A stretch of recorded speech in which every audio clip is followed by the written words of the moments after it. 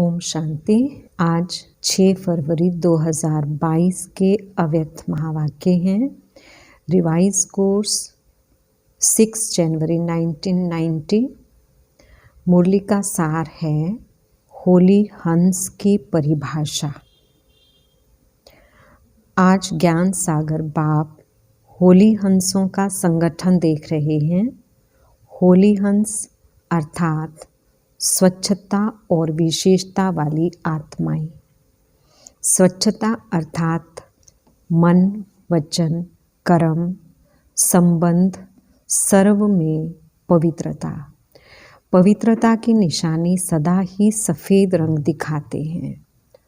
आप होली हंस भी सफ़ेद वस्त्रधारी, साफ दिल अर्थात स्वच्छता स्वरूप हो।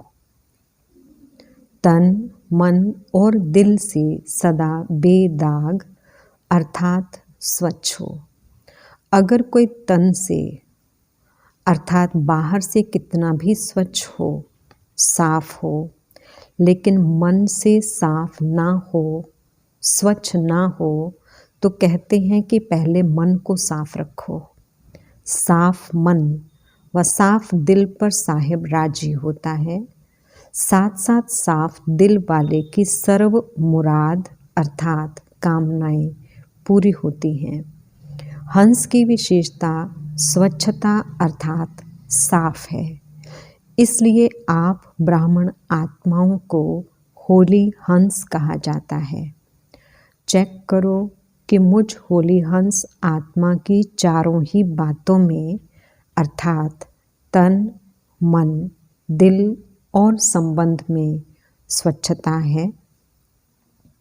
संपूर्ण स्वच्छता व पवित्रता यही इस संगम युग में सबका लक्ष्य है।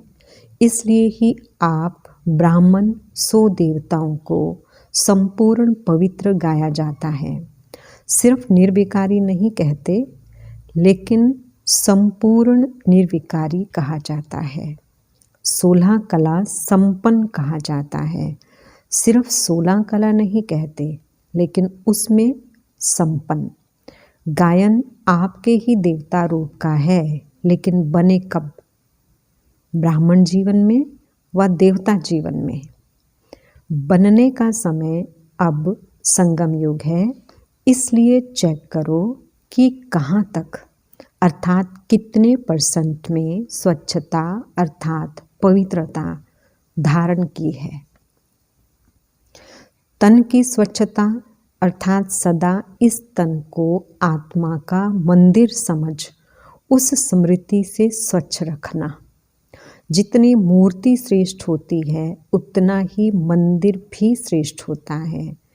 तो आप श्रेष्ठ मूर्तियां हो या साधारण हो, ब्राह्मण आत्माएं सारे कल्प में नंबर 1 श्रेष्ठ आत्माएं। ब्राह्मणों के आगे देवताएं भी सोने तुल्य हैं और ब्राह्मण हीरे तुल्य हैं।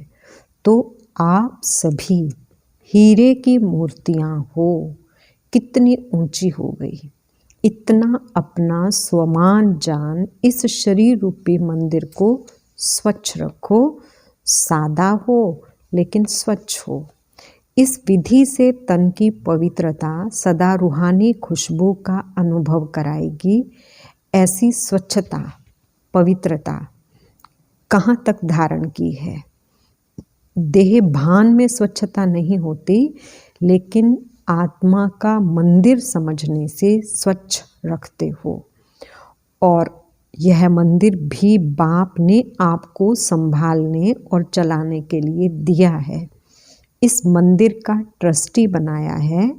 आपने तो तन, मन, धन सब दे दिया ना। अभी आपका तो नहीं है। मेरा कहेंगे या तेरा कहेंगे? तो ट्रस्टीपन स्वतः ही नष्टो मोहा अर्थात स्वच्छता और पवित्रता को अपने में लाता है। मोह से स्वच्छता नहीं, लेकिन बाप ने सेवा दी है। ऐसे समझ तन को स्वच्छ पवित्र रखते हो ना, वह जैसे आता है वैसे चलाते रहते हो। स्वच्छता भी रूहानियत की निशानी है।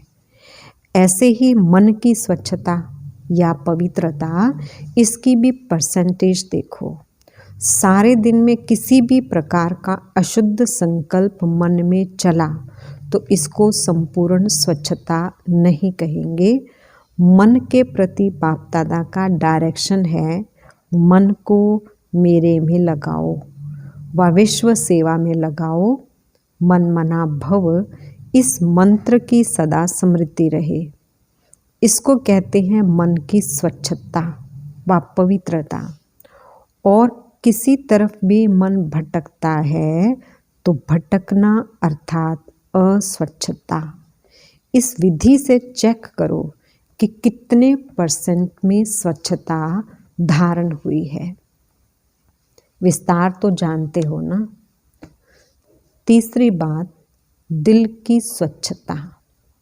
इसको भी जानते हो कि सच्चाई ही सफाई है।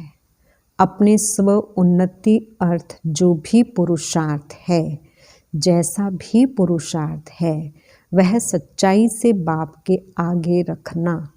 तो एक स्वयं के पुरुषार्थ की स्वच्छता, दूसरा सेवा करते सच्ची दिल से कहाँ तक सेवा कर रहे हैं, इसकी स्वच्छता। अगर कोई भी स्वार्थ से सेवा करते हो तो उसको सच्ची सेवा नहीं कहेंगे। तो सेवा में भी सच्चाई सफाई कितनी है। कोई कोई सोचते हैं कि सेवा तो करनी ही पड़ेगी, जैसे लौकिक गवर्नमेंट की ड्यूटी है, चाहे सच्चे दिल से करो, चाहे मजबूरी से करो, चाहे अलबेले बन के करो, करनी पड़ती है ना। कैसे भी 8 घंटे पास करने ही हैं।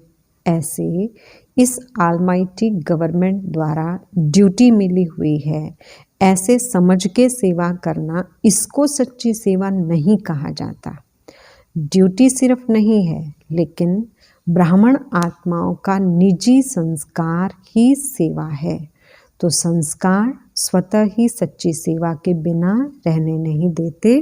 तो ऐसे चेक करो कि सच्चे दिल से अर्थात ब्राह्मण जीवन के स्वतः संस्कार से कितने परसेंट की सेवा की। इतने मेले कर लिए, इतना कोर्स करा लिया, लेकिन स्वच्छता और पवित्रता की परसेंट कितनी रही। ड्यूटी नहीं है, लेकिन निजी संस्कार है, स्वधर्म है, स्वकर्म है। चौथी बात, संबंध में स्वच्छता। इसका सार रूप में विशेष यह चेक करो कि संतुष्टता रूपी स्वच्छता कितने परसेंटेज में रही। सारे दिन में भिन्न भिन्न वैरायटी आत्माओं से संबंध होता है। 3 प्रकार के संबंध में आते हो। एक ब्राह्मण परिवार के, दूसरा आए हुए जिज्ञासु आत्माओं के, तीसरा लौकिक परिवार के। तीनों ही संबंध में सारे दिन में स्वयं की संतुष्टता और संबंध में आने वाली दूसरी आत्माओं के संतुष्टता की परसेंटेज कितनी रही। संतुष्टता की निशानी स्वयं भी मन से हल्के और खुश रहेंगे और दूसरे भी खुश होंगे। असंतुष्टता की निशानी स्वयं भी मन से भारी होंगे। अगर सच्चे पुरुषार्थी हैं तो बार बार ना चाहते भी ये संकल्प आता रहेगा कि ऐसे नहीं बोलते, ऐसे नहीं करते तो अच्छा। यह बोलते थे, यह करते थे, यह आता रहेगा। अलबेले पुरुषार्थी को यह भी नहीं आएगा, तो यह बोझ खुश रहने नहीं देगा, हल्का रहने नहीं देगा। संबंध की स्वच्छता अर्थात संतुष्टता, यही संबंध की सच्चाई और सफाई है। इसलिए आप कहते हो सच तो बिठो नच, अर्थात सच्चा सदा खुशी में नाचता रहेगा। तो सुना होली हंस की परिभाषा। अगर सत्यता की स्वच्छता नहीं है तो हंस हो, लेकिन होली हंस नहीं हो। तो चेक करो संपन्न और संपूर्ण का जो गायन है वह कहाँ तक बने हैं। अगर ड्रामा अनुसार आज भी इस शरीर का हिसाब समाप्त हो जाए तो कितनी परसेंटेज में पास होंगे? वह ड्रामा को कहेंगे थोड़ा समय ठहरो। यह तो सोचकर नहीं बैठे हो कि छोटे छोटे तो जाने वाले हैं नहीं। एवर रेडी का अर्थ क्या है? समय का इंतज़ार तो नहीं करते कि अभी 10-11 वर्ष तो हैं, बहुत करके 2000 का हिसाब सोचते हैं। लेकिन सृष्टि के विनाश की बात अलग है, अपने को एवर रेडी रखना अलग बात है। इसलिए यह उससे नहीं मिलाना। भिन्न भिन्न आत्माओं का भिन्न भिन्न पार्ट है, इसलिए ये नहीं सोचो कि मेरा एडवांस पार्टी में तो नहीं है या मेरा तो विनाश के बाद भी पार्ट है। कोई आत्माओं का है, लेकिन मैं एवर रेडी रहूं, नहीं तो अलबेलेपन का अंश प्रकट हो जाएगा। एवर रेडी रहो, फिर चाहे 20 वर्ष जिंदा रहो, कोई हर्जा नहीं, लेकिन ऐसे आधार पर नहीं रहना। इसको कहते हैं होली हंस। ज्ञान सागर के कंठे पर आए हो ना, तो आज होली हंस की स्वच्छता सुनाई, फिर विशेषता सुनाएंगे। टीचर्स को चेक करना आता है ना, टीचर्स को विशेष समर्पित होने का भाग्य मिला हुआ है।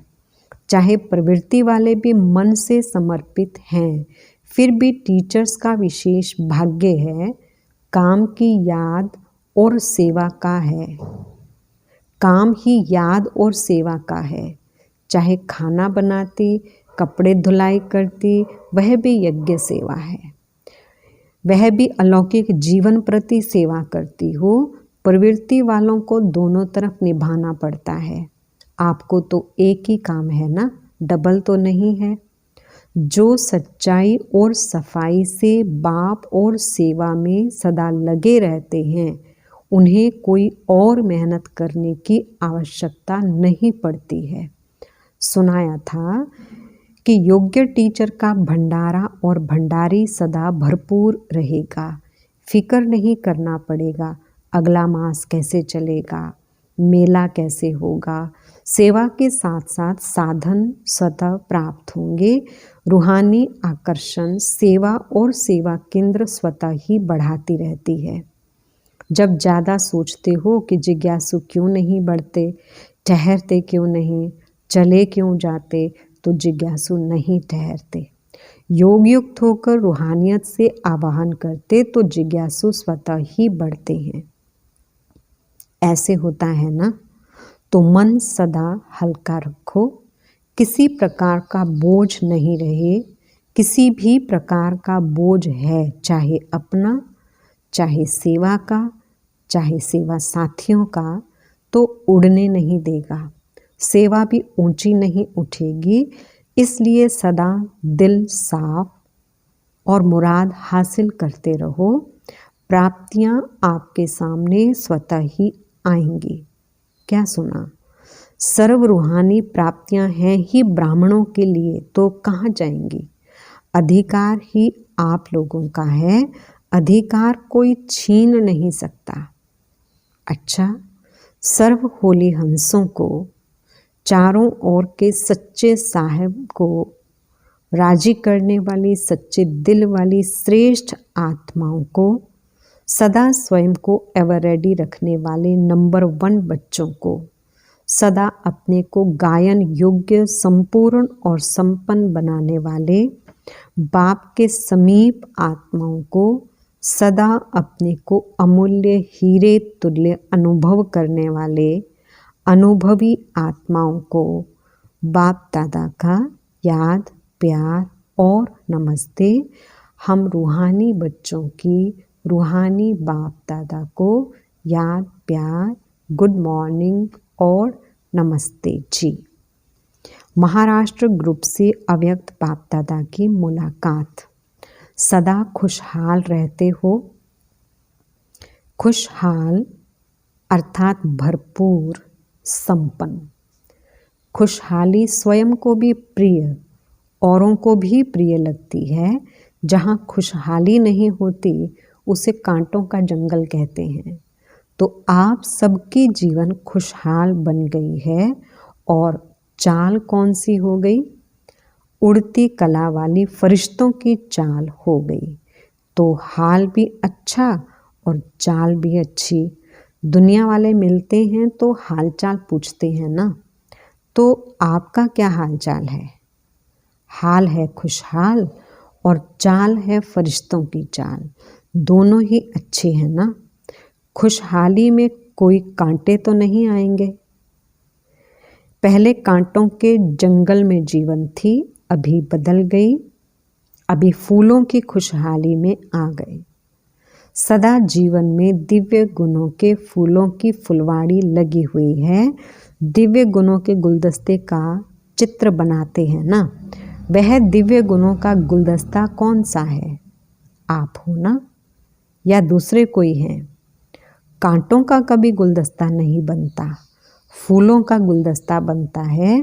सिर्फ पत्ते ही होंगे तो भी कहेंगे गुलदस्ता ठीक नहीं है। तो आप स्वयं दिव्य गुणों का गुलदस्ता अर्थात खुशहाल हो गए। जो भी आपके संपर्क में आएगा उसे दिव्य गुणों के फूलों की खुशबू आती रहेगी और खुशहाली देख करके खुश होंगे, शक्ति का भी अनुभव करेंगे। इसलिए आजकल डॉक्टर्स भी कहते हैं बगीचे में जाकर पैदल करो। तो खुशहाली औरों को भी शक्तिशाली बनाती है और खुशी में भी लाती है। इसलिए आप लोग कहते हो कि हम एवर हैप्पी हैं। चैलेंज भी करते हो कि अगर किसी को एवर हैप्पी बनना हो तो हमारे पास आए। आप सभी को बाप की स्मृति दिलाएंगे तो एवर हेल्दी, एवर वेल्दी और एवर हैप्पी, यह आपका जन्म सिद्ध अधिकार है। यह अधिकार आपको तो मिल गया ना। सभी को कहते हो कि जन्म सिद्ध अधिकार है। चाहे शरीर बीमार भी हो तो भी मन तंदुरुस्त है ना। मन खुश तो जहान खुश, और मन बीमार तो शरीर पीला हो जाता है। मन ठीक होगा तो शरीर का रोग भी महसूस नहीं होगा। ऐसे होता है ना, क्योंकि आपके पास खुशी की खुराक बहुत बढ़िया है। दवाई अच्छी होती है तो बीमारी भाग जाती है। आपके पास जो खुशी की खुराक है वह बीमारी को भगा देती है, भुला देती है। तो मन खुश, जहान खुश, जीवन खुश। इसलिए एवर हेल्दी भी हो, वेल्दी भी हो, हैप्पी भी हो। जब स्वयं हो तब दूसरे को चैलेंज कर सकते हो, नहीं तो चैलेंज नहीं कर सकते। अपने को देखकर औरों के ऊपर रहम आता है, क्योंकि अपना परिवार है ना। चाहे कैसी भी आत्माएं हैं लेकिन हैं तो एक ही परिवार के। जिसको भी देखेंगे तो महसूस करेंगे कि ये हमारा ही भाई है, हमारे ही परिवार का है। परिवार में भी कोई नज़दीक के होते हैं, कोई दूर के होते हैं, लेकिन कहेंगे तो परिवार के ना। जैसे बाप रहम दिल है, बाप से यही मांगते हैं कि कृपा करो, रहम करो। तो आप भी कृपा करेंगे, रहम करेंगे ना, क्योंकि बाप समान निमित्त बने हुए हो। ब्राह्मण आत्मा को कभी भी किसी आत्मा के प्रति घृणा नहीं आ सकती। रहम आएगा, घृणा नहीं आ सकती, क्योंकि जानते हैं कि चाहे कंस हो, चाहे जरासंधी हो, चाहे रावण हो, कोई भी हो, लेकिन फिर भी रहम दिल बाप के बच्चे घृणा नहीं करेंगे। परिवर्तन की भावना रखेंगे, कल्याण की भावना रखेंगे। फिर भी अपना परिवार है, परवश है। परवश के ऊपर कभी घृणा नहीं आती। सभी माया के वश हैं तो परवश के ऊपर दया आती है, रहम आता है। जहाँ घृणा नहीं आएगी वहाँ क्रोध भी नहीं आएगा। जब घृणा आती है तो जोश आता है, क्रोध आता है। जहाँ रहम होता है वहाँ शांति का दान देंगे। दाता के बच्चे हो ना, तो शांति देंगे ना। अच्छा, वरदान। ज्ञान खजाने द्वारा मुक्ति जीवन मुक्ति का अनुभव करने वाले सर्व बंधन मुक्त भव। ज्ञान रत्नों का खजाना सबसे श्रेष्ठ खजाना है। इस खजाने द्वारा इस समय ही मुक्ति जीवन मुक्ति की अनुभूति कर सकते हो। ज्ञानी तो आत्मा वह है जो दुख और अशांति के सब कारण समाप्त कर अनेक बंधनों की रस्सियों को काटकर मुक्ति व जीवन मुक्ति का अनुभव करे। अनेक व्यर्थ संकल्पों से, विकल्पों से और विकर्मों से सदा मुक्त रहना, यही मुक्त और जीवन मुक्त अवस्था है। स्लोगन। विश्व परिवर्तक वह है जो अपनी शक्तिशाली वृत्तियों से वायुमंडल को परिवर्तन कर दे। अच्छा, ओम शांति।